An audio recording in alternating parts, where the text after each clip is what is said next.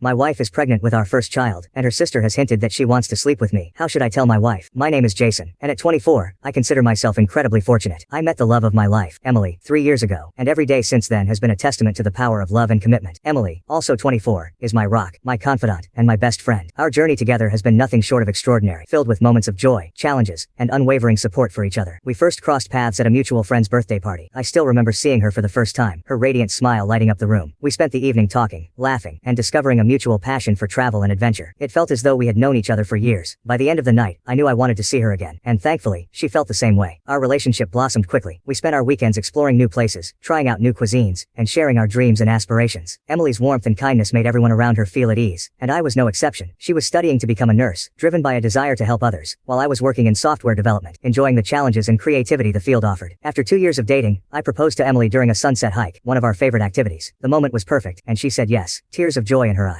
We married 6 months ago in a beautiful ceremony surrounded by family and friends. Emily's younger sister, Sarah, who is 21, was her maid of honor. The bond between Emily and Sarah is incredibly strong. They have always been there for each other, sharing secrets, dreams, and an unbreakable sisterly love. Sarah, like Emily, is a wonderful person. She is currently in college, pursuing a degree in psychology. With her bubbly personality and compassionate nature, she has always been the life of any family gathering. Growing up, the two sisters were inseparable. Their parents often joked that they share a secret language, a testament to their close-knit relationship. It was no surprise that Sarah played a significant role in our wedding, helping to ensure everything was perfect for her sister's big day. The wedding day was magical. Emily looked stunning in her white dress, her smile more radiant than ever. As we exchanged vows, promising to support and love each other through all of life's challenges, I felt an overwhelming sense of gratitude. The reception was filled with laughter, dancing, and heartfelt toasts. Sarah's speech brought everyone to tears as she reminisced about their childhood and expressed her happiness for us. Life after the wedding has been a blissful continuation of our journey together. We moved into a cozy apartment, decorated with mementos from our travels and our shared experiences. Emily's presence makes every day brighter. Her laughter is infectious, and her ability to find joy in the smallest things constantly amazes me. It was a sunny Saturday morning, and Emily had been feeling unusually tired and queasy for a few weeks. She had been brushing it off as stress from work, but there was a lingering suspicion that there might be something more. We decided to take a pregnancy test to put our minds at ease. I remember pacing around the living room, my heart racing with anticipation and nervousness. Emily came out of the bathroom, holding the test with trembling hands. She looked at me with wide, hopeful eyes, and then, with a tearful smile, she whispered, "Jason, it's positive. We're going to have a baby." The world seemed to stand still for a moment as the words sank in. I rushed to her side, wrapping her in a tight embrace. Tears of joy streamed down our faces as we held each other, overwhelmed with happiness. The realization that we were about to embark on this incredible journey together filled my heart with an indescribable sense of love and excitement. The next few days were a whirlwind of emotions and planning. We decided to share the news with our families during a Sunday dinner at Emily's parents' house. As we gathered around the dining table, I could barely contain my excitement. Emily and I exchanged a knowing glance, and she stood up, her voice trembling slightly as she spoke. "We have some exciting news to share with everyone," she began. The room fell silent, all eyes on her. "Jason and I are going to be parents. We're expecting a baby." For a moment there was stunned silence, and then the room erupted in cheers and applause. Emily's mother burst into tears, hugging both of us tightly. Her father clapped me on the back, his eyes shining with pride. Sarah, Emily's younger sister, jumped up from her seat, squealing with delight. She rushed over to Emily, wrapping her arms around her sister and exclaiming, "I'm going to be an aunt. I can't believe it." The rest of the evening was filled with joyous celebration. We toasted to the future, shared stories and laughter, and basked in the collective happiness of our family. Emily and I couldn't stop smiling, our hands intertwined under the table. The love and support from our families meant the world to us, and it reinforced just how blessed we were to have such a strong network as we embarked on this new chapter of our lives. Over the following weeks, our excitement only grew. We started making plans for the nursery, picking out baby names and reading every parenting book we could get our hands on. Each night as we lay in bed, we would talk about our hopes and dreams for our child, imagining the life we would build together. Emily's eyes would light up as she talked about all the things she wanted to teach our baby, from baking cookies to exploring nature. Her enthusiasm was infectious, and it made me fall in love with her all over again. My love for Emily deepened with each passing day. Seeing her face light up as she felt the first fluttering movements of our baby made my heart swell with pride. I marveled at her strength and grace as she navigated the changes in her body, always with a smile and a kind word. I was in awe of her, and I was determined to support her every step of the way. We spent countless hours preparing for the arrival of our little one. Our weekends were filled with trips to baby stores, comparing cribs and car seats, and picking out tiny outfits. We painted the nursery together, choosing a soft, calming palette of blues and greens. Each stroke of the brush was a promise of the love and care we would pour into our child's life. We hung pictures of animals and nature on the walls, imagining the day our baby would gaze up at them with wonder. Our families were equally enthusiastic. Emily's parents offered to help with anything we needed, from babysitting to setting up the nursery. Sarah was particularly excited, often stopping by with baby books and tiny clothes she couldn't resist buying. Her excitement was contagious, and it warmed my heart to see how much she already loved our unborn child. As Emily's pregnancy progressed, I found myself more in awe of her than ever. Her strength, resilience, and unwavering positivity were inspiring. I made it my mission to be the best partner I could be, attending every doctor's appointment, cooking her favorite meals, and making sure she felt loved and supported. I knew this journey was as much about taking care of her as it was about preparing for our baby. One of my favorite moments was was when we went for the first ultrasound. Seeing the tiny heartbeat flickering on the screen brought tears to my eyes. It was a tangible reminder of the life we had created together, a symbol of our love and commitment. I held Emily's hand tightly, both of us mesmerized by the sight of our baby. It was a moment of pure joy and connection, one that I would carry with me forever. It was a typical Monday morning, and I was sitting in my home office catching up on some work emails. The house was quiet except for the gentle hum of the air conditioner and the occasional sound of birds chirping outside. Emily had just left for her prenatal checkup, and I was planning to join her at the clinic later. My phone buzzed on the desk, breaking my concentration. I glanced at the screen and saw a message notification from Sarah, Emily's younger sister. I picked up my phone, smiling as I unlocked it. Sarah often texted me about random things, funny memes, family updates, or questions about Emily's preferences, but nothing could have prepared me for the text I was about to read. Hey Jason, I know this might sound weird, but I just wanted to let you know that if you ever need someone to talk to, or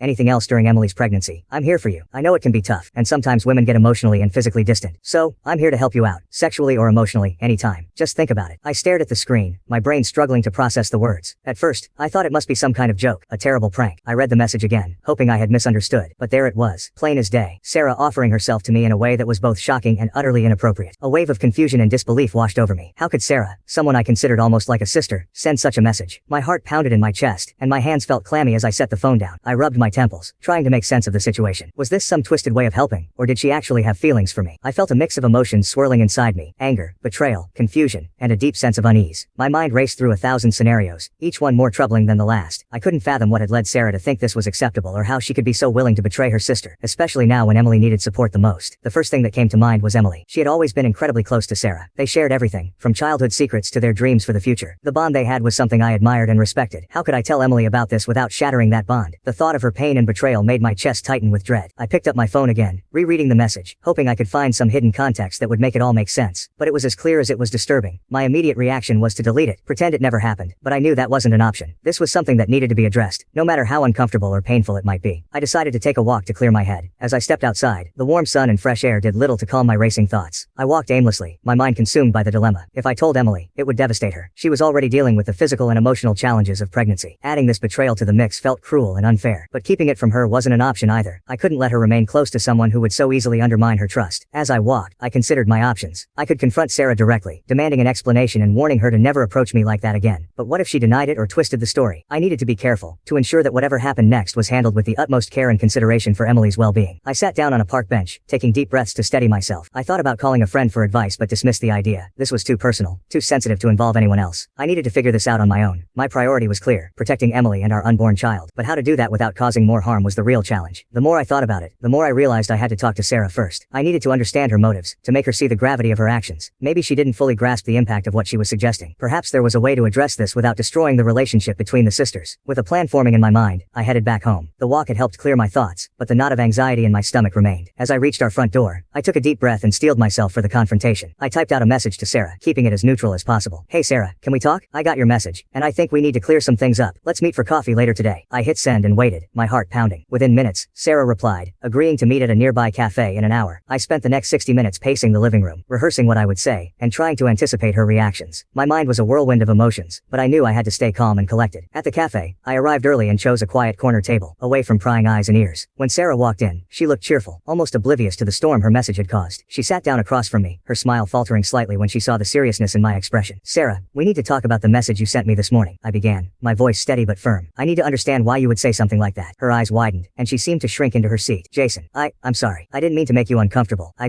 thought you might need someone to talk to, and I didn't want you to feel alone. I shook my head, trying to keep my frustration in check. Offering to be there for emotional support is one thing, but what you suggested goes way beyond that. It's completely inappropriate, and it feels like a betrayal to Emily. Tears welled up in her eyes, and she looked down at her hands. I didn't mean to hurt anyone. I thought I could help. Help? By suggesting we sleep together? I asked incredulously. Sarah, this isn't just about me. It's about Emily, too. How do you think she would feel if she knew? Sarah's face crumpled, and she started to cry. I don't know. I wasn't thinking. I care about you both so much, and I thought maybe I could be there for you in ways she can't right now. I sighed, feeling a mix of anger and pity. Look, Sarah, I get that you care about us, but this isn't the way to show it. You need to understand that what you did was wrong. Emily is your sister, and she trusts you. We all need to support each other, especially now. Sarah nodded, wiping her tears. You're right. I'm so sorry, Jason. I promise I won't ever say anything like that again. Please don't tell Emily. It would break her heart. I looked at her, struggling with my own emotions. I'll think about it, but I can't promise anything. My first priority is Emily and our baby. You need to understand that. As I walked back home, my mind was still in turmoil. I had confronted Sarah, but the dilemma remained. Should I tell Emily and risk shattering her relationship with her sister, or should I keep it to myself and hope Sarah never crossed that line again? The weight of the decision pressed heavily on me, and I knew there was no easy answer. My love and dedication to Emily and our our unborn child would guide me, but the path forward was fraught with uncertainty and pain.